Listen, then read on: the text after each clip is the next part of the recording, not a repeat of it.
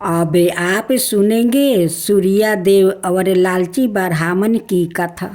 प्राचीन समय में एक निर्धन ब्राह्मण था। वो बहुत ही धार्मिक था और प्रतिदिन नियम पूर्वक भगवान सूर्य की उपासना किया करता था। लेकिन उसकी गरीबी स्थिति बहुत खराब थी, जिसके कारण वो हमेशा दुखी रहता था। एक दिन वो गंगा किनारे बैठकर सूर्य देव की कठोर तपस्या करने लगा।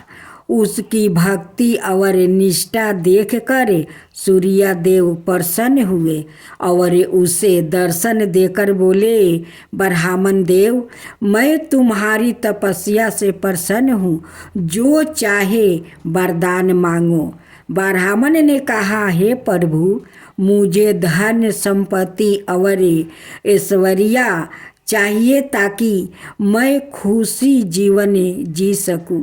सूर्य देव ने उसे एक सोने का गहरा सवाए कलश दिया और कहा, इस घड़े से जब भी तुम कुछ मांगोगे वो तुम्हें प्राप्ति होगा, लेकिन ध्यान रहे केवल आवश्यकता अनुसार ही मांगना।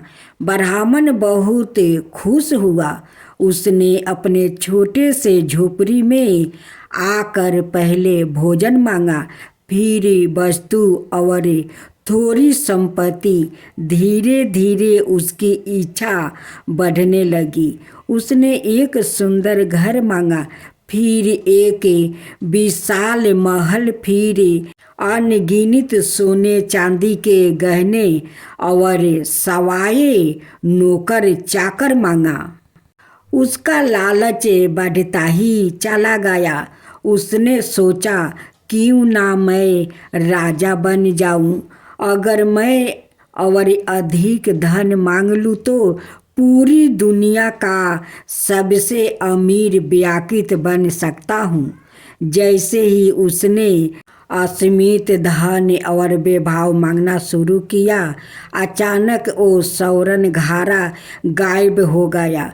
ब्राह्मण घबरा गया। उसकी सारी संपत्ति भी धीरे धीरे दुलुप्त हो गई। वो फिर से उसी निर्धन स्थिति में आ गया। अब उसे अपनी गलती का एहसास हुआ। वो फिर से सूर्य देव की उपासना करने लगा और उनसे क्षमा मांगने लगा। सूर्य देव प्रकट हुए और बोले, मनुष्य को अपनी आवश्यकताओं के अनुसार संतुष्ट रहना चाहिए। लालच का कोई अंत नहीं और अधिक पाने की इच्छा अंत सब कुछ नष्ट कर देती है। ब्राह्मण ने सूर्य देव की इस सीख को स्वीकार किया और संतोष पूर्वक जीवन बिताने लगा। लालच का कोई अंत नहीं होता है, यह विनाश की ओर ले जाता है। ईश्वर हमेशा भक्तों की प्रार्थना सुनते हैं, लेकिन स्वयं संतोष ही सबसे बड़ा धन है। सूर्य देव और लालची ब्राह्मण की कथा। अब आप सुनेंगे यमराज भगवान और गरीब किसान की प्रेरणादायक कथा।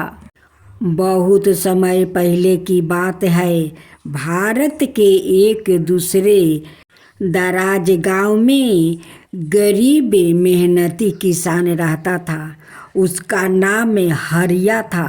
हरिया के पास ना तो ज़्यादा जमीन था और ना पैसा और ना कोई बड़ा घर, लेकिन उसके पास था ईमानदारी, मेहनत और भगवान पर अटूट विश्वास।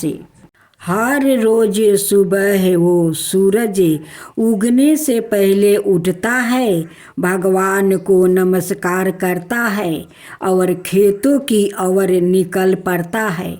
कभी तेज धूप, कभी बरसात तो कभी भूखे। कुछ भी उसकी मेहनत को नहीं रोक सकता था। लोग कहते थे कि हरिया गरीब जरूर है, लेकिन उसका मन हीरा है। वो अक्सर एक ही बात दोहराया करता है, मेहनत से डर मत, भगवान देर करता है पर अंधेरा नहीं करता है। एक दिन कुछ अनोखा हुआ।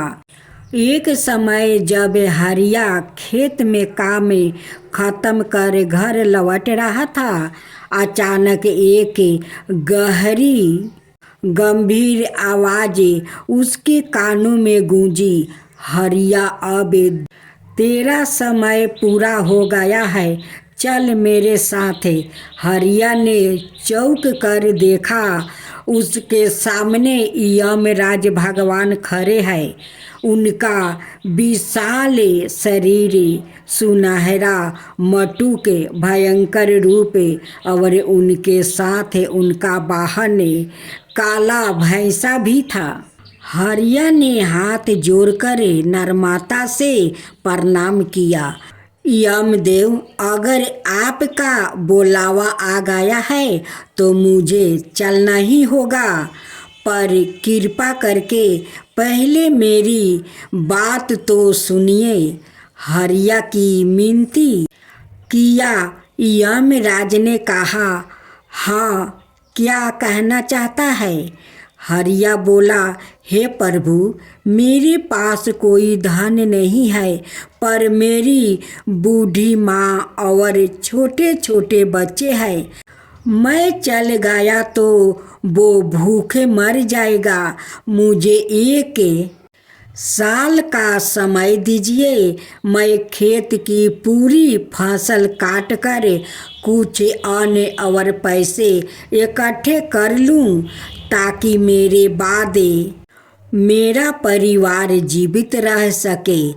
यमराज थोड़े चकित हुआ, क्योंकि ज़्यादातर लोग मृत्यु का नाम सुनते ही रोने चिल्लाने लगते हैं, लेकिन हरिया निडर था, बिन मारता था और सबसे बड़ा बात दूसरा की चिंता कर रहा था। यमराज बोले, हरिया, तू जानता है कि मृत्यु के निश्चित है, फिर भी तू डर नहीं रहा है। हरिया मुस्कुराया और बोला, प्रभु, मौत से कोई नहीं भाग सकता, पर अगर आप थोड़ी दया करें तो मेरा बच्चों का भूखा ना रहना पड़े, यही मेरी अंतिम इच्छा है। यमराज ने कहा, ठीक है, मैं एक शर्त पर तुझे 1 साल देता हूँ, लेकिन मैं हर महीने तेरे पास एक रूप बदल कर आऊँगा। अगर तू मुझे पहचान गया तो साल पूरा हो जाएगा, अगर नहीं पहचाना तो वहीं से तुझे यमलोक ले जाऊँगा। हरिया ने कहा, मैं स्वीकार करता हूँ। अगले महीने एक वृद्धा भिखारी उसके खेत के पास आया। उसके कपड़े फटे हुए थे, वो भूखा था। हरिया ने तुरंत काम छोड़ दिया, उसे अपने घर ले गया, खाना खिलाया और बोला, आपका आशीर्वाद ही मेरा धन है। भिखारी मुस्कुराया और यमराज के रूप में विलीन हो गया। दूसरी परीक्षा बीमार गाय का रूप। दूसरे महीने एक बीमार गाय उसकी झोपड़ी के पास आ गई। लोग उसे भगाने लगे, लेकिन हरिया ने उसकी सेवा किया, इलाज किया, घास पानी दिया और कहा, यह भी तो भगवान की रचना है, इसका दुख मिटाना भी मेरा धर्म है। यमराज फिर प्रसन्न हुए। ऐसे ही समय बीतता गया। हर महीने यमराज अलग अलग रूपों में आते, कभी भूखा साधु, कभी डूबता बच्चा, कभी घायल पंछी, और हर बार हरिया अपने कर्मों कारण और सच्चे दिल से उन्हें पहचान लेता। एक साल पूरा हो गया। यमराज अपने असली रूप में प्रकट हुआ। उन्होंने हरिया से कहा, हरिया, तूने मेरी हर परीक्षा पास की है। तू गरीब हो सकता है, लेकिन तेरे जैसा कर्म योगी और दयालु मनुष्य दुर्लभ है। अब मैं तुझे आशीर्वाद देता हूँ, तुझे अभी मृत्यु नहीं मिलेगी। तू लंबा जीवन जिएगा, सुखी रहेगा और तेरे बच्चों का भविष्य उजाला होगा। यमराज आकाश में विलीन हो गया और हरिया की आंखें से आंसू निकल पड़े, खुशियों के आंसू। गांव में यह बात फैल गई और हर कोई कहने लगा, भगवान कर्म को देखते हैं, रूप और धन को नहीं। अब आप सुनेंगे काली माता और भगवान शिव की व्रत कथा। यह कथा शक्ति की सबसे प्रचंड रूप काली माता और शांति के साक्षात स्वरूप भगवान शिव के बीच की है। यह हमें बताती है कि ब्रह्मांड की शक्ति जब मर्यादा भूल जाती है तो सवाए शिव को हस्तक्षेप करना पड़ता है। यह एक ऐसी कथा है जिसमें तत्वा, करुणा, क्रोध, ममता और ब्रह्मांडीय संतुलन की झलक मिलती है। बहुत प्राचीन समय की बात है। धरती पर शुभ और नशुभ नाम के दो असुरों ने भयंकर अत्याचार मचा रखा था। वो शक्ति की आराधना करके अमरता का वरदान प्राप्त करना चाहते थे। उन्होंने देवताओं को पराजित कर स्वर्गलोक तक जीत लिया था। इंद्र, अग्नि, वरुण, यम सभी हार गया। देवता परेशान होकर भगवान विष्णु और फिर भगवान शिव के पास सहायता मांगने गया। भगवान शिव ने कहा, यह कार्य केवल आदि शक्ति माँ दुर्गा कर सकती है। माँ दुर्गा का प्रकट होना। देवताओं की पुकार सुनकर त्रिदेव ब्रह्मा, विष्णु और महेश ने अपनी अपनी शक्तियाँ एकत्र की और इससे एक दिव्य तेज की रचना हुई। उसी तेज से माँ दुर्गा का पराकट्यम हुआ। वो सिंह पर सवार थी। उनके अनेक हाथों में अस्त्र शस्त्र थे और उनका रूप अत्यंत तेजस्वी था। माँ दुर्गा ने युद्ध भूमि में शुभ और नशुभ के सेनापतियों का वध किया। फिर सवाए दोनों राक्षसों का अंत किया, लेकिन एक राक्षस बचा था। रक्त बीज का वरदान था कि जब भी उसके शरीर से एक बूंद रक्त गिरेगी, वहाँ एक नया रक्त बीज उत्पन्न हो जाएगा। माँ दुर्गा जब भी उस पर वार करती, उसके शरीर से रक्त गिरता और वहाँ से दर्जनों नए राक्षसों पैदा हो जाते। माँ दुर्गा क्रोधित हो गई।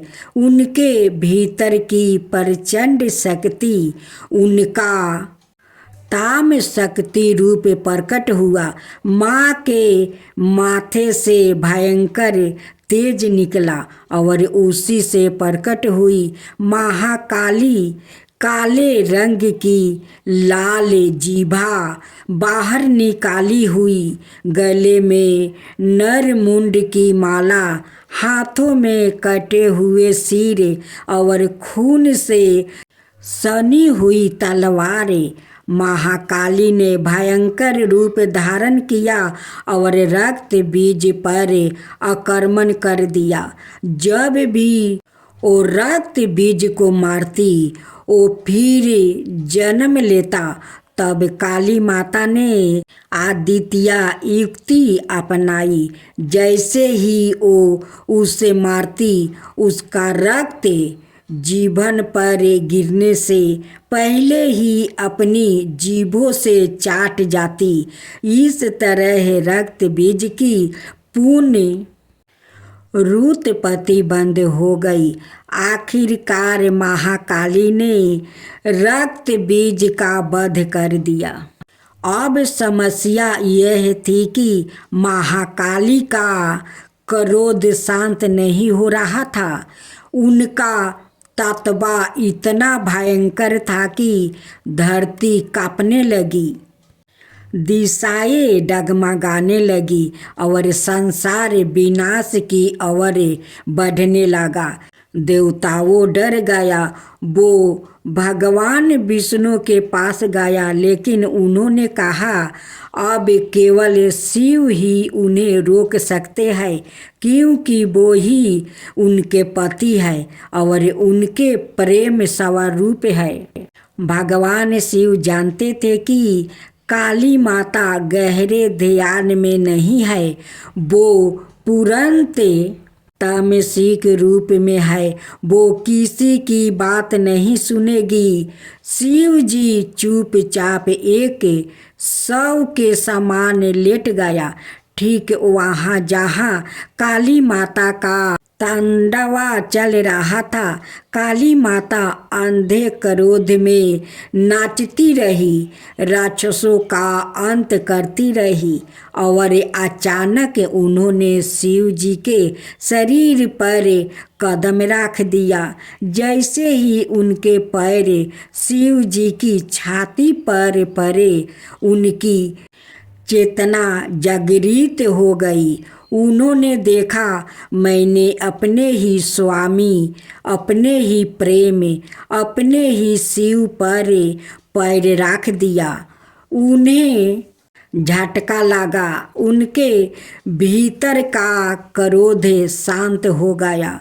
उनका चेहरा शर्म और करुणा से भर गया। उन्होंने अपनी जीभा बाहर निकाली। पर चतप में यही प्रसिद्ध छवि है जो आज भी काली माता के रूप में जानी जाती है। माँ काली जीभा बाहर निकाले शिव जी के ऊपर खड़ी हुई। काली माता का क्रोध शांत हो गया। वो पूर्ण माँ दुर्गा के स्वयं रूप में लेटी धरती पर फिर से शांति छा गई। देवताओं ने जयकारा किया, जय महाकाली, जय महादेव। माँ काली ने सभी देवताओं को आशीर्वाद दिया और कहा कि जब जब अधर्म बढ़ेगा मैं इसी रूप में लौटूंगी, लेकिन मुझे क्रोध से रोकने वाले केवल मेरा शिव ही होगा। अब आप सुनेंगे हनुमान और ब्राह्मण की अद्भुत कथा। बहुत पुरानी कहानी है। एक छोटे से गांव में देवचत नाम के एक ब्राह्मण रहता है। वो अत्यंत विद्वान है, वेदों और शास्त्रों में निपुण है, लेकिन अत्यंत निर्धन है। जीवन यापन के लिए वो गांव के मंदिर में पूजा पाठ और यज्ञ आदि करते हैं। उनके पास धन नहीं है, किंतु भक्ति का अपार खजाना है। वो भगवान हनुमान के अनाय भक्त है और नृत्य उनकी आराधना किया करता है। ब्राह्मण की निर्धनता इतनी अधिक थी कि कभी कभी उसके परिवार को भूखे ही सोना पड़ता है। उनकी पत्नी और बच्चे इस स्थिति से बहुत दुखी है। एक दिन उनकी पत्नी ने कहा, हे स्वामी, आप प्रतिदिन हनुमान जी की भक्ति तो करते हैं, लेकिन फिर भी हमारी दशा दयनीय है। यदि आपकी भक्ति इतनी सच्ची है तो हनुमान जी क्यों नहीं हमारी सहायता करते हैं। ब्राह्मण को यह सुनकर दुख हुआ। उन्होंने सोचा, क्या सच में मेरी भक्ति में कोई कमी है? क्यों हनुमान जी मेरी प्रार्थना नहीं सुनते हैं? परंतु अगले ही क्षण उन्होंने सोचा कि भगवान अपने भक्तों की परीक्षा लेते हैं और उन्होंने अभी भक्ति में और अधिक दृढ़ता ले आई है। हनुमान जी की परीक्षा। एक दिन ब्राह्मण गहरे ध्यान में थे, तभी उन्हें ध्यान अवस्था में एक दिव्या वाणी सुनाई दी। हे प्रभु, कल प्रातः काल एक साधु तुमने मिलने आएंगे, उनकी बात ध्यान पूर्वक सुनना। ब्राह्मण इस सपने को देखकर अचंभित हो गए। अगली सुबह से मंदिर के बाहर बैठे थे, तभी एक वृद्धा सन्यासी वहां आया। उनके बाल और दाढ़ी सफ़ेद थी और उनकी आंखें में अब्रू तेज था। साधु ने ब्राह्मण से कहा, वस्त, मैं जानता हूँ कि तुम हनुमान जी की परम भक्त हो। क्या तुम सच में उनकी कृपा प्राप्ति करना चाहते हो? ब्राह्मण श्रद्धा से झुक गया और बोला, महात्मने, मेरे लिए हनुमान जी की भक्ति ही सबसे बड़ा आशीर्वाद है, परंतु मैं जानना चाहता हूँ कि क्या वो मेरी प्रार्थना सुनते हैं। साधु मुस्कुराए और बोले, काल प्रातः सूर्योदय से पहले नदी के किनारे जाओ और वहाँ प्रतीक्षा करो। दूसरे दिन ब्राह्मण सूर्योदय से पहले नदी के किनारे पहुँचे और ध्यान मगन हो गया। धीरे धीरे सूर्य की किरणों जल में चमकने लगी। ब्राह्मण कई घंटे ध्यान आस्था बैठे रहे, किंतु कुछ भी नहीं हुआ। वो हताश नहीं हुआ और अधिक श्रद्धा से हनुमान चालीसा का पाठ करने लगा। तभी अचानक बाहुमंडल में एक अद्भुत परिवर्तन हुआ। आसमान में घने बादल छा गई। एक दिव्य प्रकाश प्रकट हुआ और वहाँ एक विशाल बानर प्रकट हुआ। उनकी देह चमकीली हुई थी। उनकी आँखों में अपार करुणा और शक्ति थी। ब्राह्मण समझ गया कि यह सवाई हनुमान जी है। वो श्रद्धा से गिर पड़े और बोले, प्रभु, आपने दर्शन देकर मेरी भक्ति को सफल कर दिया है।